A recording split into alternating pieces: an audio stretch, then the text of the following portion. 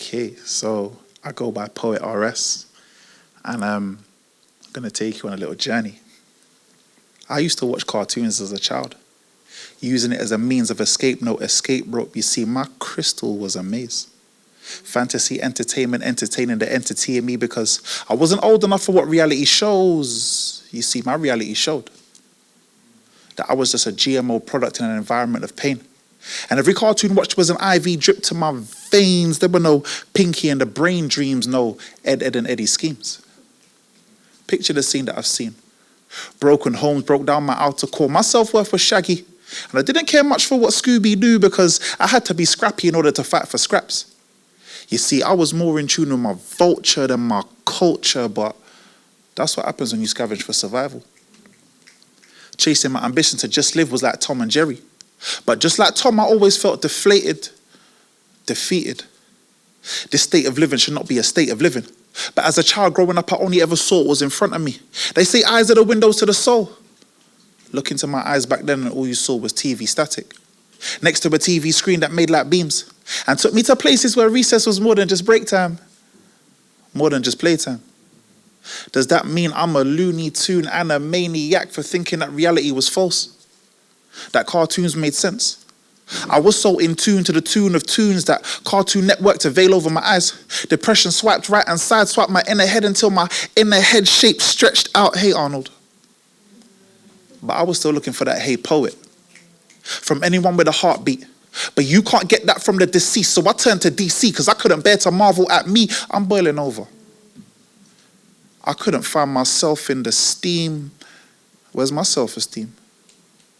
I felt like Chucky from Rugrats.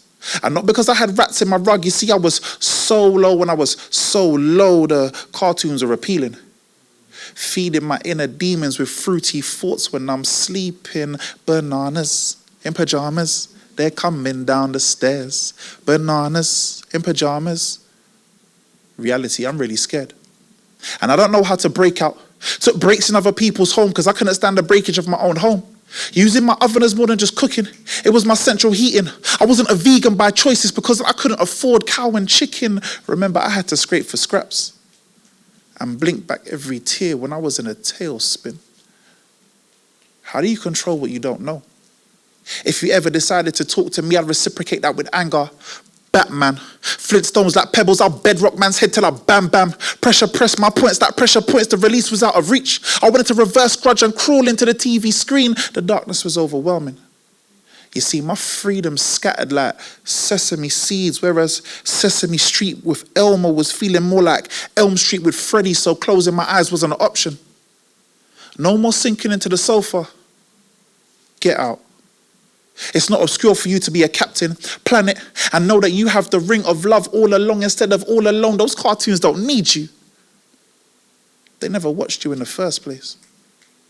Was it worth that square vision that tried to pop eyes? You don't even like spinach.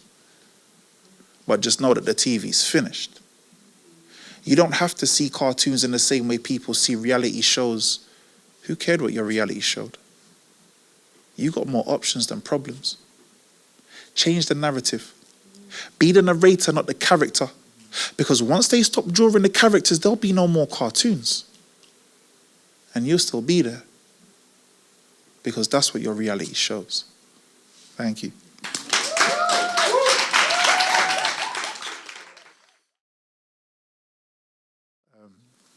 Okay, so this next one is about mental health. It's quite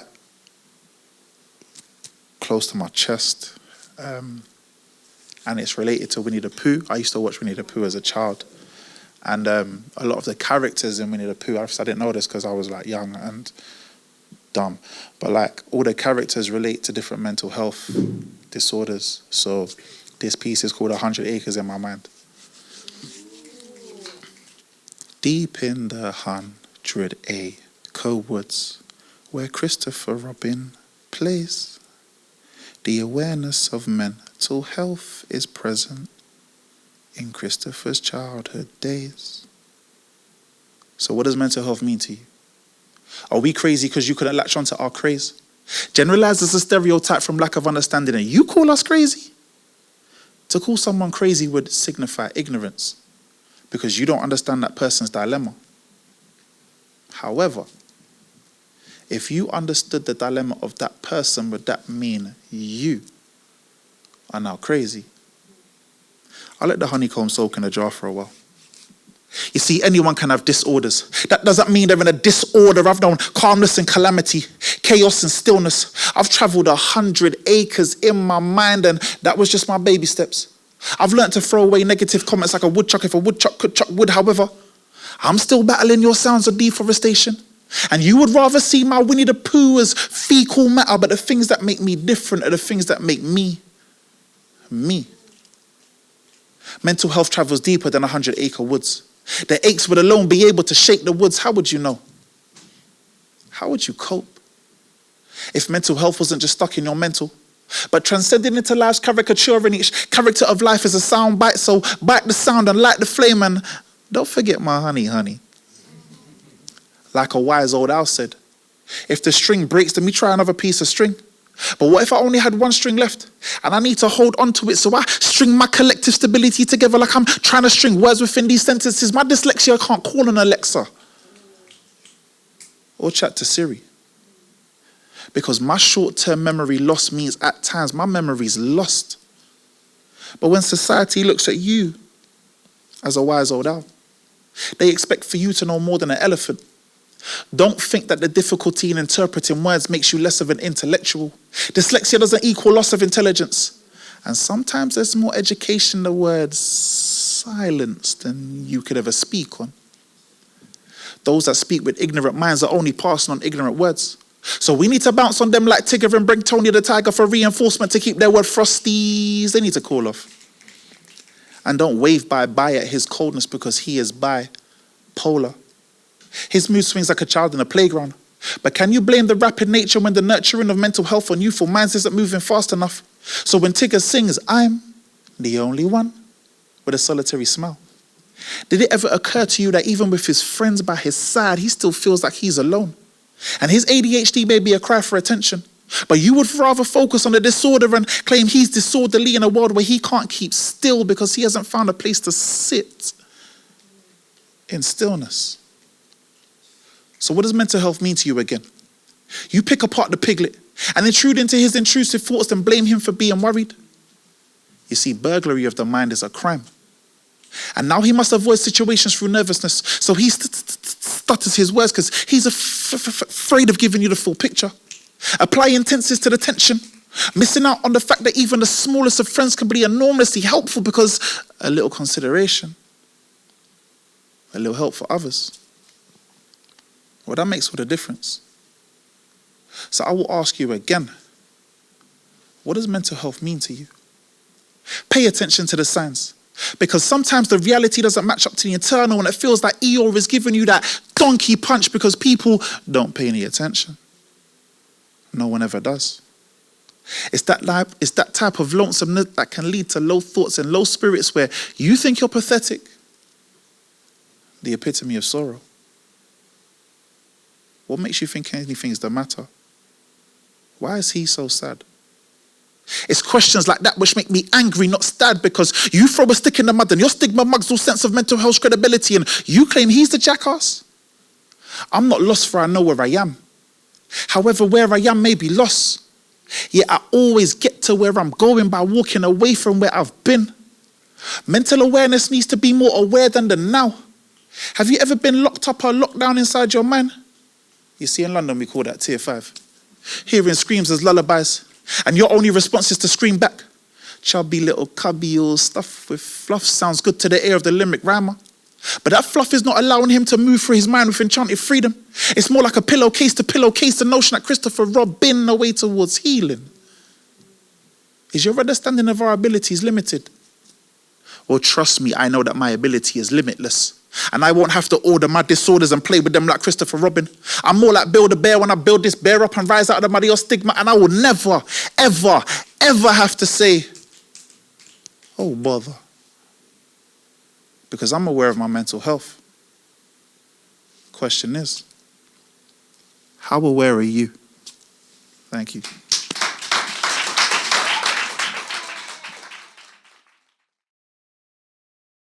The last one, I dedicate this one to my daughter. So, what you saying, Nana? Daddy loves you. No, on a for real though, this piece is for anyone that believes that they're not beautiful or is struggling with their beauty. They need to hide behind makeup, or just hide behind stereotypical lies. So yeah, this piece is called Make Up With Yourself. Why is natural beauty so unnatural to the eye of the beholder? Recycling plastic ideas that goes against the natural beauty of the body. Each surgically leaves you looking anti-body. Maybelline, there is something in the notion we should push forward natural beauty. It befuddles me that they washboard abstract notion that you must carry out a certain look. The celebrity outlook doesn't look out for your well-being. It's an aesthetical design that has you looking like someone else, feeling like you're not yourself so you can put on a show for everybody else. You don't need to be a max factor. Be a factor that matters. There is a natural scent to your beauty. Similar to the phrase, heaven sent, the media gases are toxic as believability will deplete you perfume. Remember, you're human.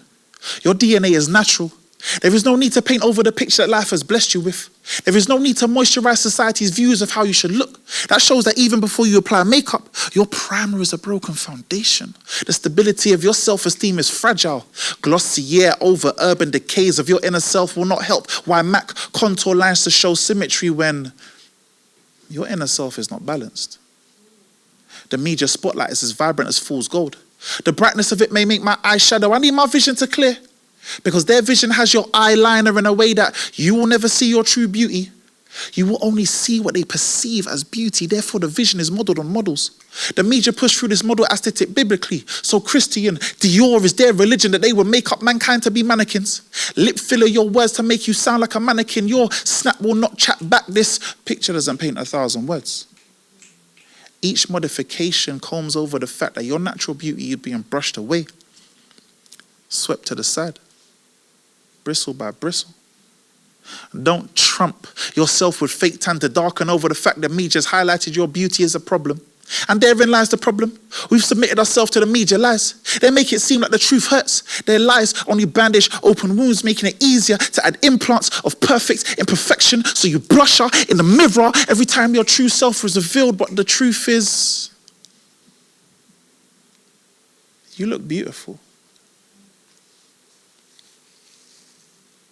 Honestly, you look beautiful. Make up with yourself. Be happy with who you are and how you look, because there's no one else. You're unique. Being yourself is what makes you different now. Every wrinkle creamed into my skin shows life experience. So much so that I would stretch marks long enough to resemble timelines and pinpoint like pimples to show your value at every stage of your life. Look deep within the reflection. Pedicures of well-being towards oneself. Don't feel shame when they frame the perfect body to increase body shaming. What body told your body that you have no body? Don't be quick to jump under the knife. You're not part of their recipe. Their Botox is not your detox. You can never inject gelatin into my melanin. You see, I'm comfortable within my own skin. The nature of the natural beauty admits is more than just aesthetics. You see, I can look at your face, but I'll see your soul. The mascara is a masquerade ball of hidden truths that's only viewed by the morning sun. Your natural beauty should never be hidden. Wear it proudly until people's media lips will be lipstick, until their lips stuck. You see, your beauty is left them mute. Because blotching your natural presence is a media program. Lotion notions of oceans to leave your mind dry and have your body like putty in their hands for them to formulate a formula based on, well, I'll let you decide if that one's ugly. And just quickly, I want to give a little Q-tip to my daughter. Baby girl, be of a conscious mind.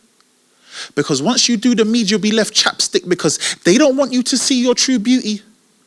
That's both inner and outer. So they will overwrite your words to make it seem like your lips are painted in the same color as cold red. Don't brush your natural essence to the side for media popularity. Baby girl, they would rather your beauty empty than beautiful. You see, natural beauty is being forcibly struck down. And I don't approve of the fake lashes. Instead of extending your media profile, why don't you sit here? Extensions of yourself will only be valued once people see the natural value in you. And this is something you cannot filter, because beauty that comes naturally, well, that's the most natural beauty of it all.